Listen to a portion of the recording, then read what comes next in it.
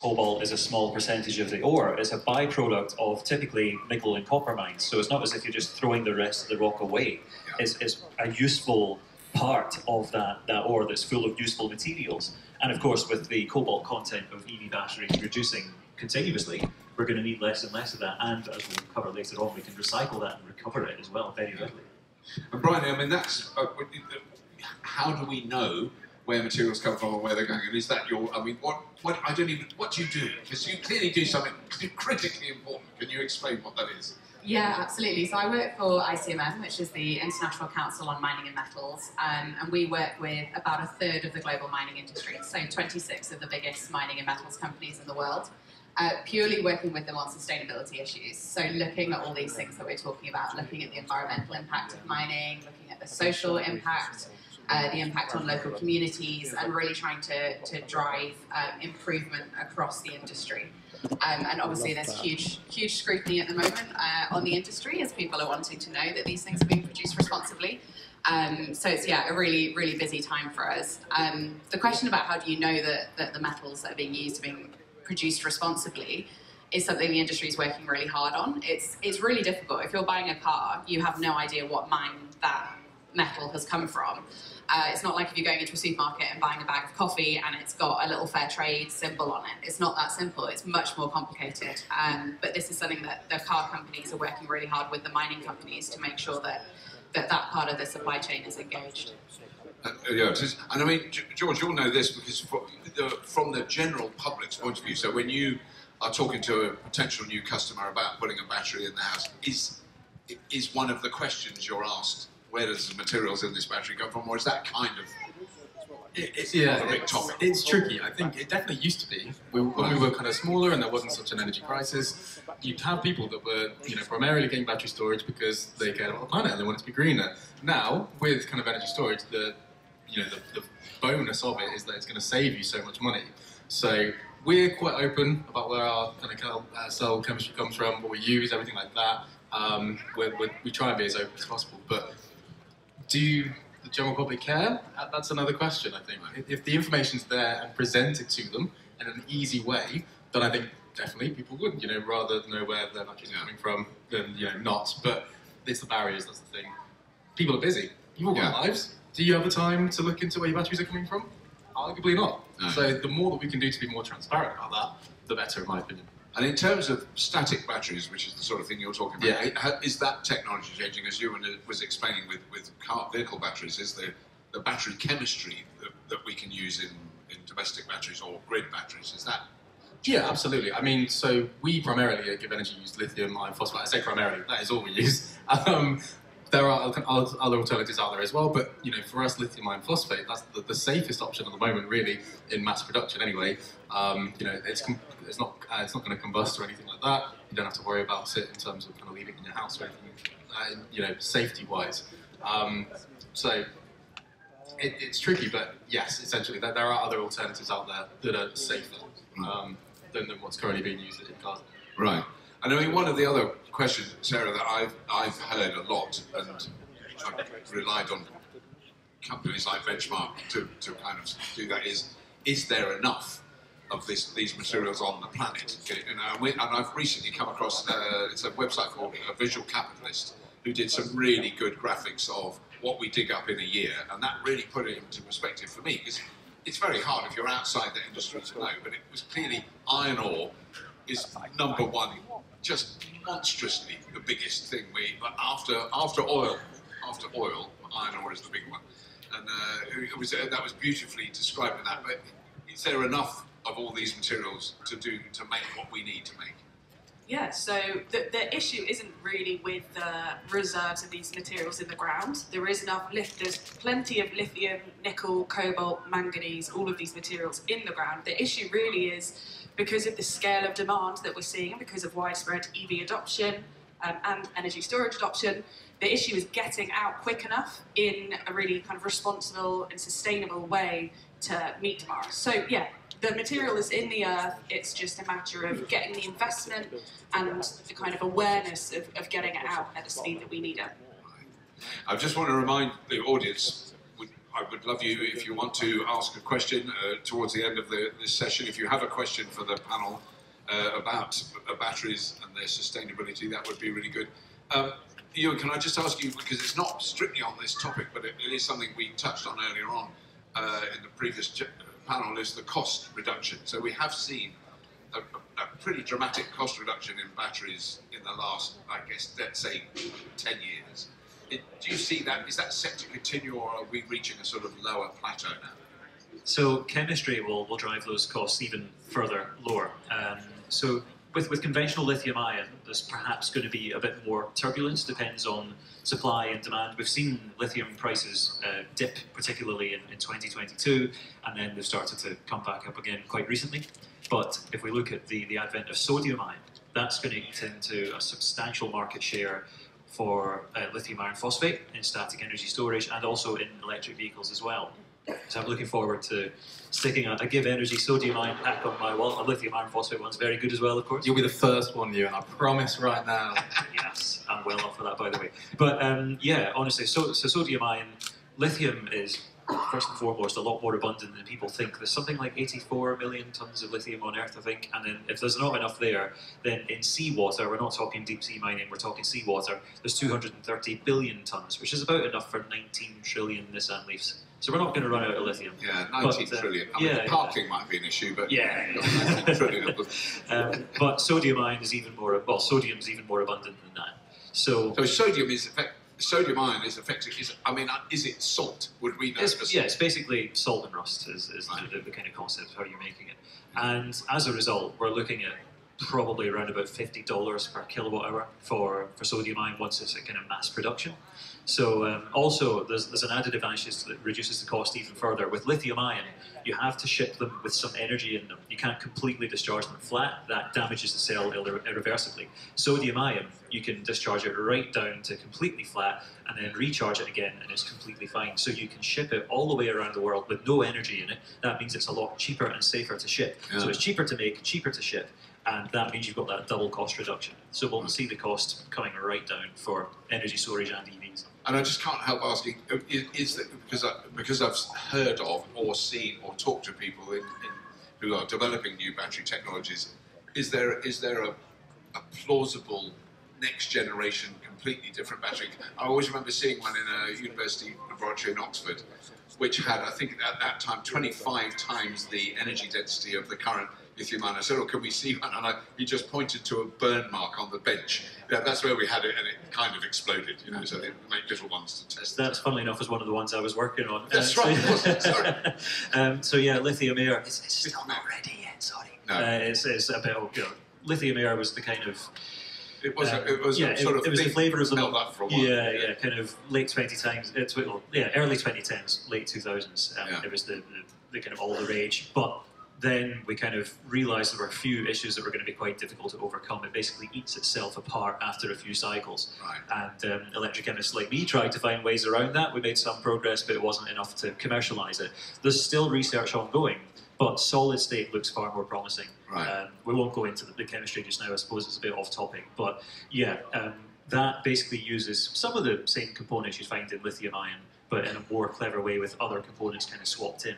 So chemistries will increasingly diversify. We'll see sodium ion and lithium iron phosphate competing in standard range electric cars and in home energy storage, for example. Yeah. We'll maybe start to see cryogenic air. We'll see the likes of Cheesecake Energy, who use old lorry engines and basically use them as compressors for liquid air storage. Things like this for larger scale grid storage. Right. That's not an exhaustive list, but you'll just see in terms of what we consider a battery today, it will massively diversify, and it will depend whether you've got a large battery for energy storage, a small battery for domestic energy storage, or an electric car that's short or long range. Right. And then in terms of the, I had a really good question for you, Brian, and it's now gone out of my head. I had a log jam. That's why occasionally I need somebody in the audience to ask a question because I'm quite thick. But bear with me, because there was something that was really specifically in your remit. Let's jump to the circularity of the economy, to recycling, because that is something that is clearly critically important. And also, I just wanted to mention that it's really difficult to recycle fossil fuel. whenever I hear all these people about, oh, your batteries are really dirty, I go, well, just show me a litre of recycled diesel after it's been used and I'll change my mind completely. That's become and also this scrutiny of mining, which I think is critically important.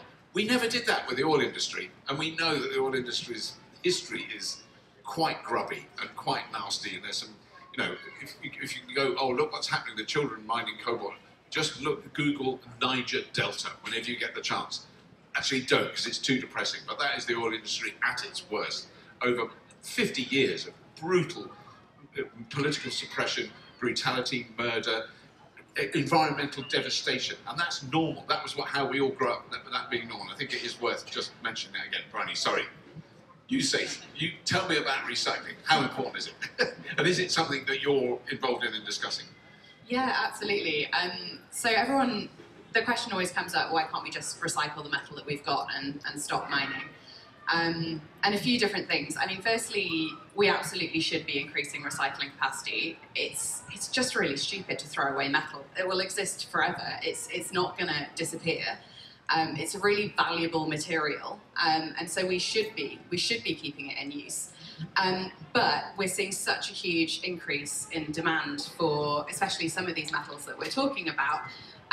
Not just for EVs, but for basically every single way we have of getting to net zero. So the energy industry, as we move towards wind and solar, that takes a huge amount more metal than you would see in kind of traditional power stations. So it's something like 9 times the amount of metal required to make the same amount of energy from wind as from a traditional power station. So it's not just the demand coming from EVs, it's coming from all these different areas, plus the ongoing development of countries and building infrastructure and all these different things. So put simply, if we recycled everything we've got, we still wouldn't have enough, at least over the next few decades as we're really ramping up towards net zero. And so that's why at ICMM, the work we're doing with the mining companies is about, yeah, absolutely, we need to be looking at secondary material, we need to be looking at recycling, but we also need to be mining, and we need to be mining in the right way. And that's where a lot of the focus for us is, making sure that we're not meeting net zero by destroying the environment or by not working with communities and causing social unrest and human rights damages and all these things. We have to mine in the right way, and we also have to build this secondary recycling capacity. I think the other thing is, a lot of these materials just aren't available yet. They're still being driven around in the EVs. They've got a lifetime of decades. So absolutely, you can recycle an aluminium can and get that back very quickly. It's going to, I mean, wind turbines, solar panels, lifetimes of decades. So we will have those materials at some point, but there's going to be this lag time when we need to be still building up that demand, and recycling isn't able to fill the gap. Yeah. Just to remind anyone who does want to ask a question, there's a microphone right in the middle. That wasn't a... No, you were just... Oh, well, no, please do ask it, sir. No, if you can use the microphone in the passage there. Thank you. So it turns out the most remarkable thing about lithium iron phosphate batteries is that everybody agreed that they were the next big thing after lead acid. And my question was going to be, what do you guys collectively predict the next big thing to be? And you've kind of touched upon this a little bit, but it is important, because until everybody agrees what the next big thing is, investors aren't going to put the money in, we're not going to get the economies of scale. So I know sodium was mentioned, but then you started to say that it might be different horses for courses. Well, yeah, but that said, there will be increasing demand for that particular horse for that course, and for these other horses for these other courses. So lithium iron phosphate will continue to have a fairly dominant position, and a growing position, as will sodium ion, which can also be made on lithium ion production lines as well. So factories can swap over if they like. And then also, you'll still have some scenarios where you have very limited space or weight to stuff a battery into, and that's where you'll have your really high energy density nickel, manganese, cobalt oxide cathodes we've got today, combined with higher energy density anodes, the negative electrodes. So we've got the likes of Amprius with their silicon anode, which will double the energy density of batteries today. So yeah, there's a huge big pie for these investors to get stuck into, and I'm not too worried about the diversification resulting in concerns for investors. It means that there will be a market for all of these things, guaranteed. If they work in that application, people will buy them, because we're needing to decarbonise and electrify everything now. So there'll definitely be people willing to buy that. In volume terms, do you think one particular chemistry is going to be the big beast? Lithium iron phosphate seems to be heading that way just now. Once sodium ion gets licked, we'll start to see that eating into that market share. Perhaps when aerospace starts to get the kind of energy density of batteries it needs for short haul to medium haul flight, which the Amprius setup could potentially do, then yeah, we'll start to see that, you know, maintaining a decent market share for NMC, albeit with these new anodes that they're combined with. So yeah, I think probably on balance it will be LFP with sodium ion catching up, but there'll still be like large volumes for these other chemistries. Even if it looks like a smaller percentage, it's still a large volume in terms of absolute terms. Thank you. Thank you very much. Oh, next question, sir. Thank you. It's about sodium ion again. I mean, I went round all the battery people and asked them at storage batteries when you get sodium ion. They'll say, don't know. What's the problem? Why is it taking so long to get sodium ion batteries? We've got them in cars. Why not in storage? So sodium ion's not in, oh sorry, well there's the BYD Seagull over in China that's just been released with sodium ion. Funnily enough, one of my old PhD buddies, who I think you may have seen in the old Fully Charged episode of Optima, Right. He now heads up BYD's cell and battery development program, and he was saying that BYD's got so much demand within their own vehicles, let alone supplying other manufacturers, that they're struggling to cope. They're trying to obviously build up their production rates. So they've got this chemistry, it's just a case of getting it out there. Likewise, you've got Anti-Power in Thurso, which has a sodium ion cell. They just need to scale up their production. So it's all about investment in that production capability. We now have sodium ion chemistry that works. It's just a case of getting the investment to build the gigafactories for this. And this is where the US's Inflation Reduction Act has been incredibly powerful, because it's just taken so many projects that were going to be built all across the world and relocated them to the US because of how generous those incentives are. So Arrival, for example, UK company, should be called Departure because they're now building in the US, but they were going to be building here.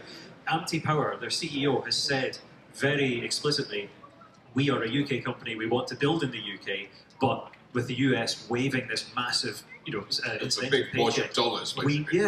they really want to build in the UK, but they need the UK government to respond in kind to give the same level of investment, and otherwise we will lose out and become an industrial irrelevance, despite having such incredibly powerfully bright academic minds and these incredible chemistries that are ready to build today. We just need the funding for that. So very much get on to Jeremy Hunt, the Chancellor, and say we need a response to the Inflation Reduction Act in the US now. That will solve that problem.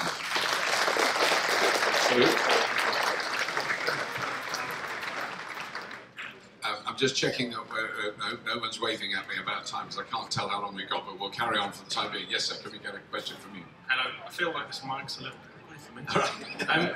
So I think we touched briefly before on batteries, not just being chemical, but being physical batteries as well. So my question really was, what do we see on the horizon in terms of physical ways of storing sort of wind and solar for the times we don't have it?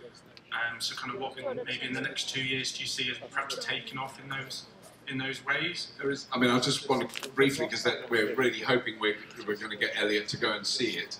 In China, they have just, so Gravitricity is the company that reported. I'm not sure if they've actually built this. I think they have. But this is, so there was talk of sinking the equivalent of a massive sash weight down a disused mine shaft, coal mine shaft, and there was a lot of problems, with the civil engineering around that, the amount of weight that had to be supported at the top of that mine shaft, and it wasn't built for that. But what they've built in China, or are building now, is basically like a sort of an aircraft hangar size metal structure with thousands of weights that can drop up and down inside it, inside a kind of honeycomb of steel structure, and it's a 3.4 gigawatt hour battery, effectively. So when electricity is cheap, they wind up all these weights inside it, all individually. They're all controlled by AI, along with us. And then when there is a demand for it, they drop the weights down. That turns a generator at the top, generates electricity. And I mean, there are obviously losses within that, but the fact is, you can scale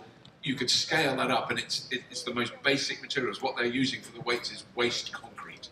So busted up concrete from buildings, so that it's recycled steel, and that's part of the point. So I thought I was really excited about Gravitricity, and I thought that's never going to work. Then I saw that, and I think, oh my God, that's being built now. It's outside Shanghai somewhere. I'm not sure exactly where, and that's pretty big scale. 3.5 gigawatt hours is chunky. So that's one. And I think, you know, pumped storage is obviously another. You were talking about compressed air, which is interesting. Yeah. So there's well, cryogenic air and compressed air. So cryogenic air, there's a company called Highview Power that's built a multi-megawatt storage facility just outside Manchester. And what that does is it takes off-the-shelf gas handling equipment, just pipes and tanks, and it cryogenically freezes this air basically and stuffs it into a big vat. And when it's needed to power a turbine, you just send it straight back out again, and obviously it expands and it powers the turbine. That starts off about 40% round-trip efficiency. Bearing in mind pumped hydro is about 75-ish off the top of my head. Batteries are a bit more, but you can get the efficiency about 70% if there's waste, heat and cold streams from industrial processes nearby to help with the chilling and the heating, for the expansion and the freezing. Cheesecake Energy, they're another interesting one with compressed air. So what they do is they put shipping containers, stuff old lorry engines in them, and then electrically drive them so that the pistons act as compressors, which compresses air, which then gets stored to run the engines again to generate electricity when required. So that's taking what is now increasingly an industrial irrelevance, a diesel internal combustion engine, and repurposing it for this genuinely zero carbon storage technique. Those are the two that I'm quite excited about, and they're both UK companies doing exciting things. Right. I mean, has anybody else got any other weird storage stories? Weird storage? Weird storage. Do you know anything about anything about cupboard or got any weird storage? Yeah. Not massively. I mean, there's different, I mean, gravitronics is a great example of that. There's so many kind of weird and wonderful ways that we can store energy, and that's only going to improve, the longer we go on. Off the top of my head, I can't think of any. I'm so sorry that I raised my microphone to my mouth. But I think you touched on it really well in terms of we've got to think outside the box in how we can store energy, and the more that we do that, the better solutions are going to be. Absolutely. I mean, there's some great ones as well with balloons under the sea. But then the anchoring them to the seabed is like, so you pump air into a giant balloon under the sea, and that's like naturally under pressure. You don't have to kind of pressurize it because the weight of the water. But then holding that big balloon down under the sea is kind of fairly technically challenging, I think. But I think one or two quirky, weird things will count. The gravitricity one, that suddenly went from totally bonkers, slightly daft idea to, oh, actually, I can see that might work. So yeah, I think something will emerge out of that, I'm sure. It sounds like watch this space. Watch this space. One of them will take off. Keep watching the Fully Charged show. We'll be there at the cutting edge, I hope. We've got time for one more question. Yes, madam. Thank you. Hi, thank you. So I'm in the market for home battery storage, and while all of these new technologies sound really, really exciting, what I feel like the most sustainable solution would be if, for example, the first generation Nissan Leaf battery, which is no longer fit for purpose as a car battery, could be brought in as a home storage battery and extend the life of something that's already been made and is already there. But this doesn't seem to be a thing, and I don't really know why. I mean, I've got one answer to that, which I shouldn't be doing because I'm supposed to be chairing this, but I'll just do it very briefly, is that I've recently spoken to a couple of people about this. I asked exactly the same question. I've been to an apartment building in Paris, which is effectively powered by old Renault Zoe batteries. A lot of them. It's a big apartment, so the lift and all the lighting in the public areas, everything is run from solar on the roof and the batteries in the basement. So that is exactly what you're talking about. But then the same people who are doing that going, well, the problem is those batteries are now really dated. The technology in them, the energy capacity, the density of the energy they can store, and actually it makes more sense to use the materials in those batteries, recycle them and make much better batteries, which we now have the ability to do. So it's kind of, we're sort of skipping a generation, but my original Nissan Leaf batteries for my car are now helping power a workshop in Amsterdam. So they are in a box and they are being used to that, and they'll be used for years. But actually the materials in those are very valuable and could be used to make a better battery. Does that ring true? That's fair, although it's interesting you mentioned the Nissan Leaf in particular. Kind of a couple of quick points about that. One, used EV batteries tend to be put into larger scale energy storage, like the communal side of things. Dundee City Council, their Princess Street charging hub, has a shipping container with old Renault Kangoo batteries that are in that one. So rather than going into domestic storage, it tends to be that these likes of Connected Energy who did that battery in Dundee will go, oh, I'll have the entire pack, thank you very much, rather than taking individual modules out. That said, Nissan did make the X-Storage home energy storage system out of old Nissan Leaf packs. So that was similar in size to the Give Energy setup, wasn't it? Designed for the domestic market. The other thing that you can do, or will be able to once it's commercialised, is vehicle to grid, because although it's coming soon on CCS, Nissan, the Leaf has very quietly been able to do vehicle to grid since about 2014 in the UK. So what you could do is you could buy a knackered old Nissan Leaf that's only got about a 40-mile range, and if you've got room on the driveway, just park it there, plug it in, and you've just got a battery on wheels. Yeah, that is one alternative. Yeah, I'm just seeing how we're doing time-wise. Do we know? Oh, we need to wrap it up. Yeah, big question to start with. I mean, yes. A high-level answer would be absolutely yes. Starting with the end, I suppose, recyclable, 100%. These batteries can be recycled. In terms of kind of the sustainability and the ethics, which of course is, you know, concerning environmental impacts, but also the social impacts of kind of the extraction and movement of these materials, they can be, and I think there's kind of hope that these materials can only get more sustainable as kind of more attention is put on the industry and the supply chain. But yeah, some beginning thoughts, but I'm sure we can kind of delve a lot deeper into those. Yeah, I mean, you're I always turn to you in my mind when I get confronted with your batteries are dirtier than a diesel car reversing through a nursery at 5 miles an hour with no exhaust pipe. You know, those sort of ridiculous arguments. How do I counter those other than ignoring them and just moving on? So actually, with your petrol heads who are attacking electric cars because of the material in the batteries, they should take a closer look at the materials that are used along the process of making that petrol and diesel. So look at cobalt, for example. As I mentioned on a session yesterday, we've seen about a 90% reduction in the cobalt content of leading lithium, nickel, manganese, cobalt oxide batteries over the past kind of 10 years or so. That continues to decline. And we've already got lithium iron phosphate, which is completely free of cobalt and nickel as well. That's used in the standard range Tesla Model 3, standard range MG4, some Maxus vans, electric buses, as loads more cars are going to be using it soon. Meanwhile, cobalt is used as a catalyst to refine petrol and diesel. So every time those petrol heads are filling up their tank with petrol or diesel, they're using cobalt, and they're not applying that same spotlight of scrutiny onto a petrol or diesel car as they are to an electric. Yes. I mean, do you think that, from what you're saying then, I mean, the contentious metals, from what I understand, which is my understanding is minimal, but that are at the moment cobalt, and particularly nickel and cobalt, copper, they're all basically from the same hole in the ground, generally speaking.